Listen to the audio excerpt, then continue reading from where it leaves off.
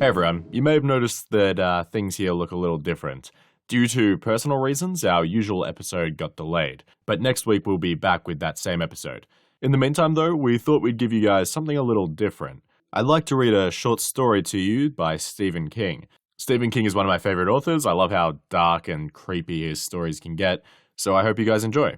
I should warn you guys, this story has some mature themes and adult language. This story is called Popsy. Sheridan was cruising slowly down the length of the shopping mall when he saw the little kid push out through the main doors, under the lighted sign which read Cousin Town. It was a boy child, perhaps a big 3 and surely no more than 5. On his face was an expression to which Sheridan had become exquisitely attuned. He was trying not to cry, but soon would. Sheridan paused for a moment, feeling the familiar soft wave of self-disgust. Though every time he took a child, that feeling grew a little less urgent. The first time, he hadn't slept for a week. He kept thinking about that big greasy Turk who called himself Mr. Wizard, kept wondering what he did with the children. "They go on a boat ride, Mr. Sheridan," the Turk told him. Only it came out, "They go on a boat ride, Mr. Sheridan." The Turk smiled. "And if you know what's good for you, you won't ask any more about it," that smile said, and it said it loud and clear without an accent. Sheridan hadn't asked any more, but that didn't mean that he hadn't kept wondering.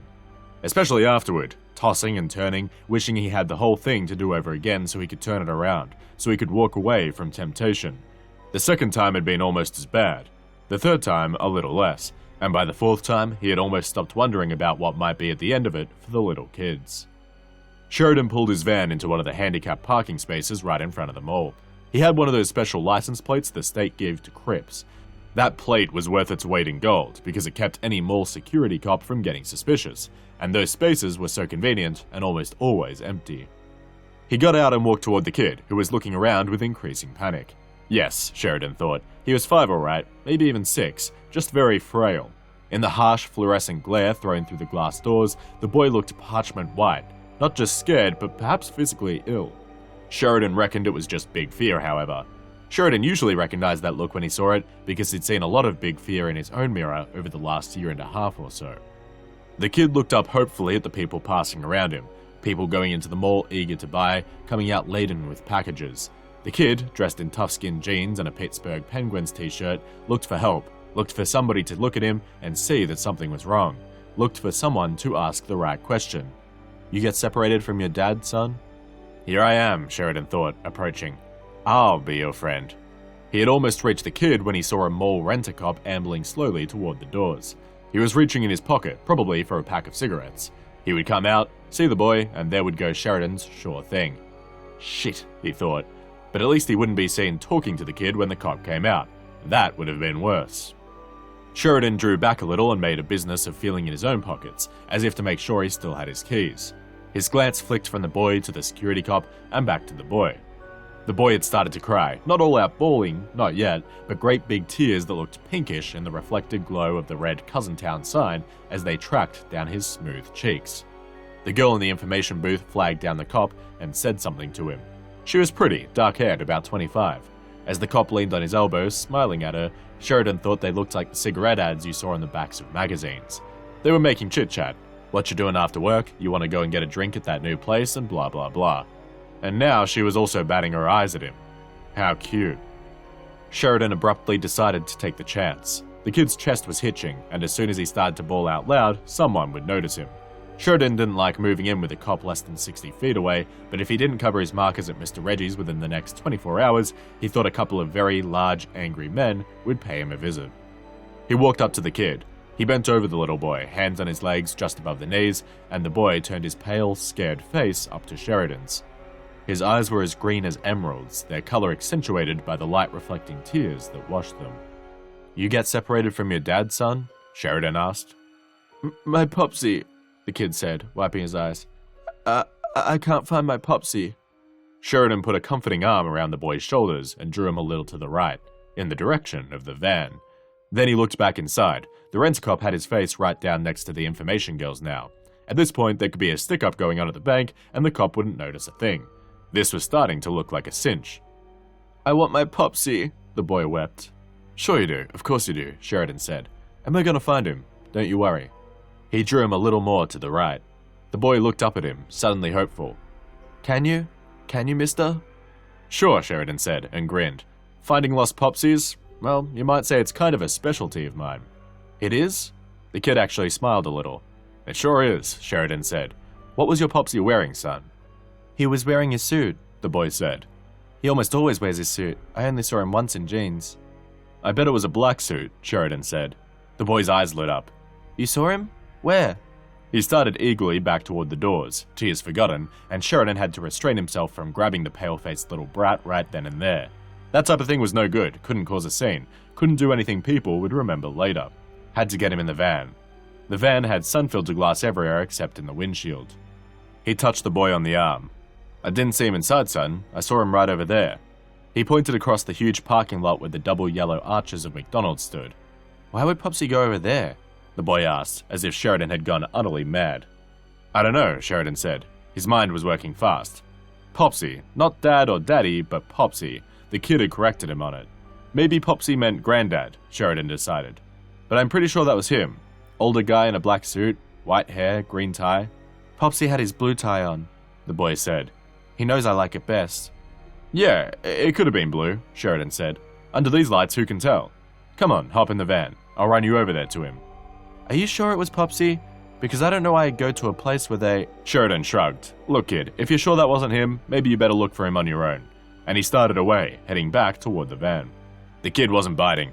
He thought about going back, trying again, but it had already gone on too long. You kept observable contact to a minimum, or you were asking for 20 years in Haverton Bay. He'd better go on to another mall. Wait, mister. It was the kid, with panic in his voice. There was the light thud of running sneakers. Wait up. I told him I was thirsty. He must have thought he had to go way over there to get me a drink. Wait. Sheridan turned around, smiling. I wasn't really going to leave you anyway, son. He led the boy to the van. He opened the door and smiled at the kid, who looked up at him doubtfully, his green eyes swimming in that pallid little face. Step into my parlor, little buddy, Sheridan said, and produced a grin which looked almost entirely natural. It was really sort of creepy how good he'd gotten at this. The kid did, and although he didn't know it, he belonged to Briggs Sheridan the minute the passenger door swung shut. There was only one problem in his life. It wasn't broads, and it wasn't booze. Sheridan's problem, his fatal flaw you might even say, was cards. Any kind of cards, as long as it was the kind of game where wagers were allowed. He had lost jobs, credit cards, the home his mother had left him.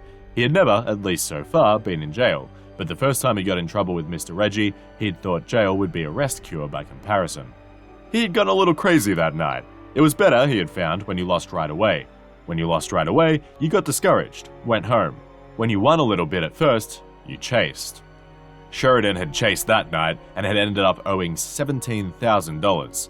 He could hardly believe it. He kept telling himself in the car on the way home that he owed Mr. Reggie not $700, not $7,000, but $17,000. Every time he tried to think about it, he giggled and turned up the volume on the radio. But he wasn't giggling the next night when the two gorillas, the ones who would make sure his arms bent in all sorts of new and interesting ways if he didn't pay up, brought him into Mr. Reggie's office. I'll pay, Sheridan began babbling. I'll pay, listen, it's no problem. Couple of days, a week at the most. You bore me, Sheridan, Mr. Reggie said. If I give you a week, don't you think I know what you'll do? You'll tap a friend for a couple of $100 if you've got a friend left to tap. If you can't find a friend, you'll hit a liquor store, if you've got the guts. I doubt if you do, but anything is possible. Mr. Reggie leaned forward, propped his chin on his hands, and smiled. He smelled of Ted Lapidus cologne. And if you do come up with the $200, what will you do with it? Give it to you, Sheridan babbled. By then, he was very close to tears. I'll give it to you right away. No, you won't, Mr. Reggie said. You'll take it to the track and try to make it grow. What you'll give me is a bunch of shitty excuses. You're in over your head this time, my friend. Way over your head. Sheridan could hold back the tears no longer. He began to blubber. These guys could put you in the hospital for a long time, Mr. Reggie said. You would have a tube in each arm and another one coming out of your nose. Sheridan began to blubber louder. I'll give you this much, Mr. Reggie said, and pushed a folded sheet of paper across his desk to Sheridan. You might get along with this guy. He calls himself Mr. Wizard, but he's a shitbag just like you. Now get out of here. I'm gonna have you back in here in a week, though, and I'll have your markers on this desk, or I'm gonna have my friends tune up on you. The Turk's real name was written on a folded sheet of paper. Sheridan went to see him and heard about the kids and the boat rides. Mr. Wizard also named a figure, which was a fairish bit larger than the markers Mr. Reggie was holding. That was when Sheridan started cruising the malls. He pulled out of the Cousin Town Mall's main parking lot and then drove across the road and into the McDonald's in lane. The kid was sitting all the way forward on the passenger seat, hands on his knees, eyes agonizingly alert. Sheridan drove toward the building, swung wide to avoid the drive-through lane, and kept going. "Why are you going around the back?" the kid asked. "You have to go around to the other doors," Sheridan said. "Keep your shirt on, kid. I think I saw him in there." Sublime relief washed over the kid's face, and for a moment, Sheridan felt sorry for him. Hell, he wasn't a monster, but his markers had gotten a little deeper each time, and Mr. Reggie had no compunctions at all about letting him hang himself. It wasn't 17,000 this time, it was 35 grand. He stopped in the back by the trash compactor. Nobody was parked back here. Good. There was an elasticized pouch on the side of the door for maps and things. Sheridan reached into it with his left hand and brought out a pair of blued steel handcuffs. The loop jaws were open. "Why are we stopping here, mister?" the kid asked. The fear was back in his voice, but the quality of it had changed. He had suddenly realized that maybe getting separated from good old Popsy in the busy mall wasn't the worst thing that could happen to him after all. "We're not really," Sheridan said easily. He had learned the second time he'd done this that you didn't want to underestimate a 6-year-old. The second kid had kicked him in the balls and had damn near gotten away. "I just remembered I forgot to put my glasses on when I started driving. They're in that glasses case on the floor over there. They slid over to your side. Hand them to me, would you?" The kid bent over to get the glasses case, which was empty. Sheridan leaned over and snapped one of the cuffs on the kid's reaching hand, and then the trouble started. Hadn't he just been thinking it was a bad mistake to underestimate even a 6-year-old? The brat fought like a Timberwolf pup, twisting with a powerful muscularity that Sheridan wouldn't have credited had he not been experiencing it. He bucked and fought and lunged for the door, panting and uttering weird, bird-like cries. He got the handle. The door swung open. The dome light didn't come on though. Sheridan had that removed after the second kid. Sheridan got the kid by the collar of his Penguins t-shirt and hauled him back in. He tried to clamp the other cuff on the special strap beside the passenger seat and missed. The kid bit his hand, twice, bringing blood. God, his teeth were like razors. The pain went deep and sent a steely ache all the way up his arm. He punched the kid in the mouth. The kid fell back into the seat, dazed, Sheridan's blood on his lips and chin and dripping onto the ribbed neck of his t-shirt. Sheridan locked the other cuff onto the strut and then fell back into his own seat, sucking the back of his right hand. The pain was really bad. He pulled his hand away from his mouth and looked at it. 2 shallow, ragged tears, each maybe 2 inches long, ran up towards his wrist from just above the knuckles. Still, he felt no urge to pop the kid again. No, he didn't blame the kid for fighting. He would have done the same. He would have to disinfect the wound as soon as he could though, might even have to get a shot. Still, he couldn't help admire the kid's guts. He dropped the transmission into drive and pulled past the drive-through window, back onto the road. He turned left. The Turk had a big house on the edge of the city in Toluca Heights. Sheridan would go there, 30 miles, maybe an hour.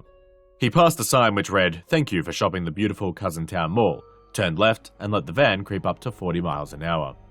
He fished a handkerchief out of his back pocket, folded it over the back of his right hand, and concentrated on following his headlights to the 40 grand the Turk had promised for a boy child. "You'll be sorry," the kid said. The kid was crying again, and his tears still had that odd pinkish cast, even though they were now well away from the bright lights of the mall.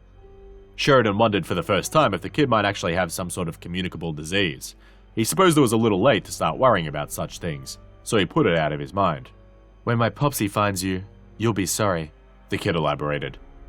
"Yeah," Sheridan said. He turned off State Road 28 and onto an unmarked stretch of blacktop. There was a long marshy area on the left. The kid pulled at the handcuffs and made a sobbing noise. "Quit it, won't do you any good."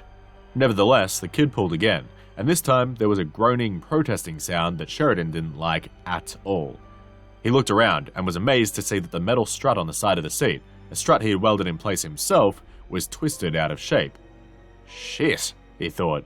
He's got teeth like razors, and now I find out he's also strong as an ox. If this is what he's like when he's sick, God forbid I should have grabbed him on a day when he was feeling well. He pulled over onto the soft shoulder and said, "Stop it." "I won't." The kid yanked at the handcuff again, and Sheridan saw the metal strut bend a little more. Christ, how could any kid do that? "It's panic," he answered himself.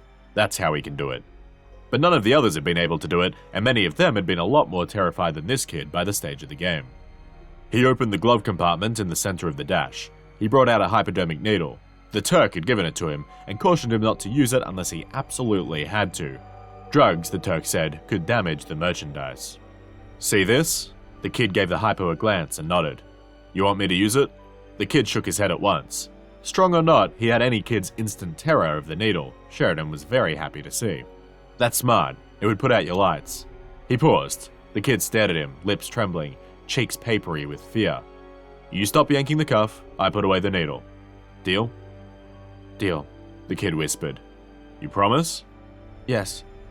The kid lifted his lip, showing white teeth. One of them was spotted with Sheridan's blood. You promise on your mother's name? I never had a mother. Shit, Sheridan said, disgusted, and got the van rolling again. He moved a little faster now, and not only because he was finally off the main road. The kid was a spook. Sheridan wanted to turn him over to the Turk, get his money, and split. My Popsy's really strong, mister. Yeah, Sheridan asked, and thought, I bet he is, kid. Only guy in the old folks' home who can bench press his own truss, right? He'll find me. Uh-huh. He can smell me. Sheridan believed it. He could smell the kid. That fear had an odor was something he had learned on his previous expeditions. But this was unreal. The kid smelled like a mixture of sweat, mud, and slowly cooking battery acid. Sheridan was becoming more and more sure that something was seriously wrong with the kid. Sheridan cracked his window. On the left, the marsh went on and on. Broken slivers of moonlight glimmered in the stagnant water.